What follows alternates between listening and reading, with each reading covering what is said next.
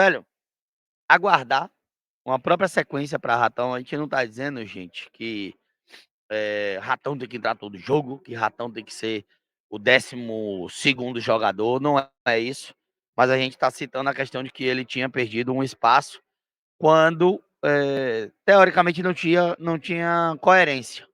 Qual era a coerência que não tinha? Ele vinha. Ele entrou e fez gol e depois foi esquecido, né? Então, assim, poderia ter tido mais chance. Manda de novo aí, Marcos, por favor, a pergunta, porque o chat subiu aí, eu não vi. Ele poderia ter tido mais chances antes, né? Antes, se ele tivesse mais chances, aí sim, a gente poderia estar falando de estar mal ou bem nos jogos.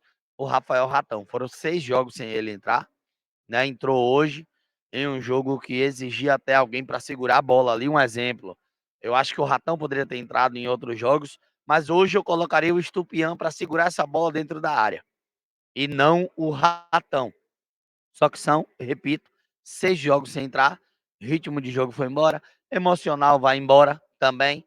Hoje aí entra com a cobrança maior ainda, porque fica naquela coisa da cabeça de tipo assim, pô, se eu não entrar do mesmo jeito, eu de novo vou ser colocado para escanteio. De novo eu não vou ser opção para o treinador em outro jogo e tal. Então tem essa cobrança, né? Tem essa cobrança. E aí, a questão agora vai ser de sequência, de como o Ratão vai seguir no campeonato após esses seis jogos. Até para lembrar para a galera, falando de Ratão, que entrou no lugar do Everaldo, nessa temporada de 2024, ele tem 3 gols, né? E jogou hoje o seu primeiro jogo de Série A. E ele tem 3 gols. Então, é um jogador que tem ajudado, tem ajudado. Ele fez gol ali, só pegando aqui os números do Ratão. Ele fez gol no último jogo, inclusive, dele. No último, não. No jogo do Jequié. Contra o Maranhão, ele entrou e não fez. Ele fez gol contra a Jacuipense, né? E fez gol contra o Sport. Além do Barcelona de Ilhéus, ou seja, ele tem 4 gols e não 3. Ele, Ratão. 5 gols? Qual foi o outro? Copa do Brasil lá? Não. O Motoclube não tá aqui, não. É isso, o Motoclube não tá aqui, deve ser isso. Geralmente o Flash Score ele não aparece em jogos de Copa do Brasil. Então é isso aí, são 5 gols, né? Tem o da Copa do Brasil, que não estava aqui contando.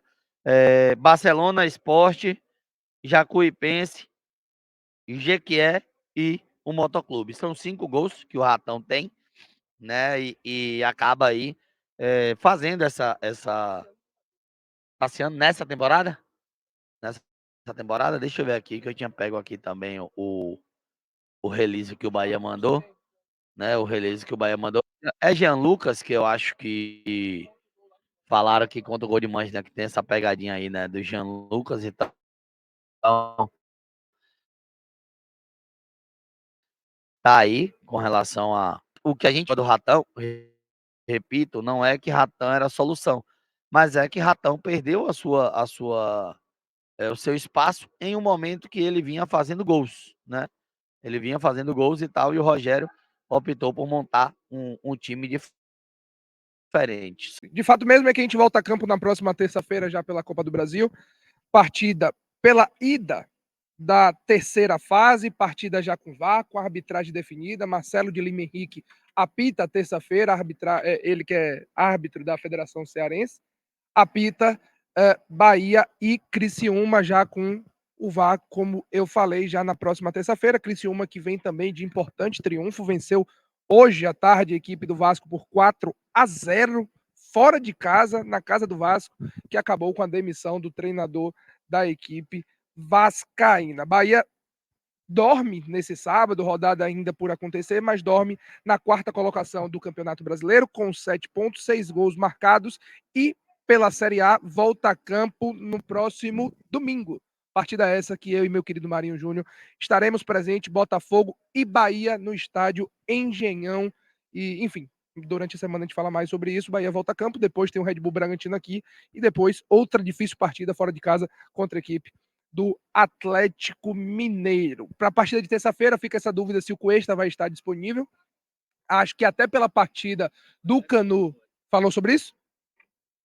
O Rogério falou na coletiva que ele acha que ele vai poder contar com o Cuesta, Cuesta. mas não sabe ainda a questão de titularidade. E eu acho até por isso, pelo desempenho que foi da dupla de zaga hoje, tanto do Canu quanto do Gabriel Xavier, eu acho que ele vai dar mais esse tempo pro Cuesta, de falar assim, ó, recupere, meu filho.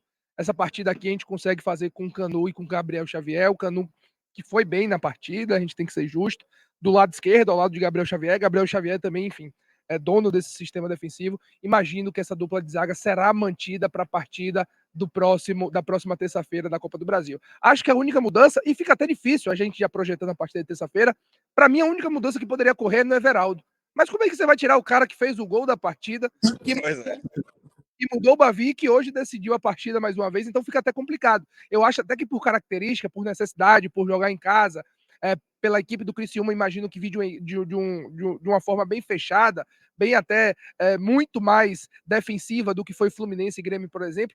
Talvez um Ademir e um Biel fizesse mais sentido na partida da próxima terça-feira. Mas aí você vai ter que tirar o Everaldo. Será que cabia o Tassiano ganhar uma folga dessa vez? E o Everaldo fazer a função do Tassiano, enfim, e ganhar a posição de velocidade, não sei. Mas eu acho que o Bahia precisa de um pouco mais de velocidade, vai precisar ser um pouco mais incisivo para tentar furar a defesa do Criciúma. Diferente da próxima partida, hoje, na quarta-feira, o Grêmio que deu muitos espaços. Inclusive, a gente estava destacando isso lá embaixo, Mara. O Caio Alexandre jogou muito à vontade hoje. Quando o Caio Alexandre joga à vontade, é isso que acontece. É um maestro da equipe, gerencia as jogadas, enfim, tem liberdade, tem autonomia para fazer o que bem entender. E foi isso que ele conseguiu fazer na partida de hoje. Acho que vai ser um pouco diferente na próxima terça-feira, meu querido Bara. É importante você trazer esse detalhe, velho. É importante destacar o trabalho de Alexandre hoje. E Jean Lucas deixou de ser aquele Jean Lucas preso do lado esquerdo. Isso também precisa ser destacado. É um Jean Lucas com mais movimentação. Tem sim ocupação de espaço maior pelo lado esquerdo, tem. Mas deixou de ser quase aquele ala pela esquerda. Então isso é importante. Que ele, inclusive, participa da recomposição e fez um jogo também bastante interessante. E outra coisa que eu quero destacar para vocês que estão acompanhando a gente aqui, Yuri também, Marinho, companhia, em relação a Everton Ribeiro. Interessante ele ter, às vezes, baixado a linha. Quando ele baixa a linha, ele participa ali daquela saída de bola, daquela articulação ali do Bahia, para tentar organizar a saída de bola. E eu achei também muito interessante, porque isso fez com que ele conseguisse cadenciar o jogo. Isso fez com que ele conseguisse organizar, alinhar, acelerar quando precisava, dar uma desacelerada quando também era necessário. Então, achei bem interessante. E me parece que também é trabalho de Rogério Ceni nesse aspecto, que começa a entregar algumas situações interessantes para o Bahia entregar um jogo mais diversificado. E realmente, o meio de campo do Bahia teve muito espaço. O Grêmio me pareceu cansado, mas não só cansado. O Grêmio também me pareceu um time que não conseguiu, o Renato Gaúcho não conseguiu fazer uma leitura do Bahia de tal modo que conseguisse anular as peças do Bahia. O Bahia teve muita liberdade no meio de campo e é por isso que o Bahia foi soberano nessa partida. Outro que eu destaco que foi muito bem na partida, Bara, para mim foi o Luciano Juba. E como tem crescido o Luciano Juba, lateral, e eu até falo, essa aí vai ser aquela que pode queimar minha língua. De eu falar, meu amigo, eu não esperava o Juba lateral esquerdo entendendo. Achei que teria muitas dificuldades na primeira divisão, inclusive, principalmente pelo lado defensivo, mas eu consigo notar um crescimento em todos os aspectos do Luciano Juba. Físico, que no final do jogo ele deu um pique que eu falei, meu irmão, não estava jogando não. Tático, defensivo e também ofensivo, sabe a hora, sabe consegue dosar. Eu lembro de uma entrevista do Ceni logo nas primeiras partidas do Luciano Juba com o Rogério Ceni, que ele fala sobre isso, do Juba não saber dosar, não saber, enfim, a hora de atacar, às vezes um pouco afoito. Eu consigo ver esse crescimento do Luciano Juba, que tem se adaptado muito bem à lateral esquerda, tem crescido demais de produção, tem voltado às suas origens, ele que surgiu como lateral e depois foi ganhando destaque mais avançado, mais como um ponto esquerda, como um meia esquerda. Tem crescido demais na mão do Rogério Ceni como lateral esquerdo e sido uma peça muito interessante desse lado, nesse camisa 6, nesse lateral cada vez mais confirmado. Sem dúvida, velho. Eu ia trazer esse destaque, foi uma coincidência você ter trazer, porque Luciano Juba, para mim, dentre todas as questões dele, tudo decorre para mim desse processo de amadurecimento dele. Se ele cresceu taticamente, se ele cresceu até fisicamente, porque ele passou a dosar um pouco mais nesse lado, né, de amadurecimento de processos. Se ele cresceu tecnicamente, é porque ele busca caprichar um pouco mais com menos afobação, porque, querendo ou não, na condição de lateral esquerdo, ele assume uma responsabilidade maior. Então, se esperava dele, Luciano Juba, né, e de repente são processos do futebol, que ele passasse por esse processo, amadurecesse e se tornasse dono da posição. Claro, bom debate vai ser quando o Diego Bordeaux chegar em julho, mas a gente já vai ter um Luciano Juba até lá, que consegue entregar uma capacidade de competir interessante, um passe entre linhas muito importante, é um jogador que consegue sempre construir bem pelo lado esquerdo, e agora só está faltando um pouco aquele Juba da bola parada diferenciada. Quando ele tiver esse encaixe aí também com a bola parada diferenciada, principalmente em falta, a gente vai ter uma peça muito importante no Bahia. Cobra bem escanteio, cobra bem falta, no sentido de cruzamento. Mas para começar a fazer os gols que ele fazia no esporte, isso também é importante, porque Série A, a bola parada acaba definindo. Parabéns a Juba, não só pela capacidade dele, mas também pela regularidade, viu? Tem sido um dos principais jogadores do Bahia nessa sequência de jogos. E assim, Bara, primeiro uma discussão que tem cada vez mais desaparecido, e eu acho que a tendência vai ser essa. Luciano Juba ou Rezende do lado esquerdo? Acho que no Campeonato Brasileiro isso vai parar, não vai existir. Luciano Juba cada vez mais consolidado, como você falou, até a chegada do Iago Borducci aí em julho, lá na segunda janela. Outro ponto, Bara, que isso aí, se o EC Bahia números não tiver, algum perfil não tiver, eu vou buscar para essa semana. A quantidade de pré-assistências do Luciano Juba.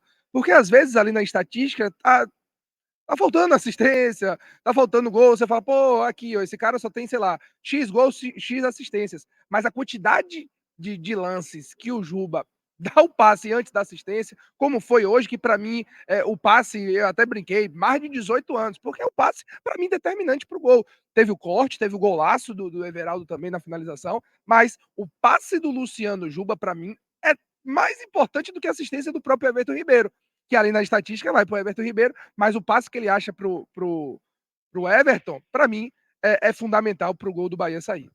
Perfeito. Quer ver uma coisa? Quem está aqui acompanhando a gente com certeza vai se lembrar, e foi excelente você trazer esse detalhe, porque a gente vai se lembrar do Bavi, aquele lance que Tassiano acabou não tocando a bola para Santiago Arias. O passe, no caso a pré-assistência, foi também de Juba. Então a gente precisa destacar que futebol é superação de linhas. E como o Juba tem tido uma boa leitura nesse passe entre linhas, isso tem sido muito importante. O Bahia consegue ter uma construção interessante pelo lado esquerdo, porque Juba, quando consegue encaixar, achar esse passe entre linhas, pronto. Ele facilita a vida, limpa, como se fala, né? Limpa o jogo, e aí entra ação Cauli, como foi no Bavi, que deu aquela assistência para Tassiano, que não tocou para Santiago Arias. Entre ação, Everton Ribeiro, para depois dessa assistência, para Everaldo fazer o golaço de hoje. Então, é um Bahia que vai trabalhar, construir desde a primeira linha. E se a gente observar a nossa primeira linha, esse passe mais qualificado que a gente tem, e esse passe que consegue surpreender o adversário, tem sido o passe do Luciano Juba. Diferenciado, mais uma vez, parabéns a Juba, e que ele continue assim, que vai ser uma peça muito importante para a gente na temporada.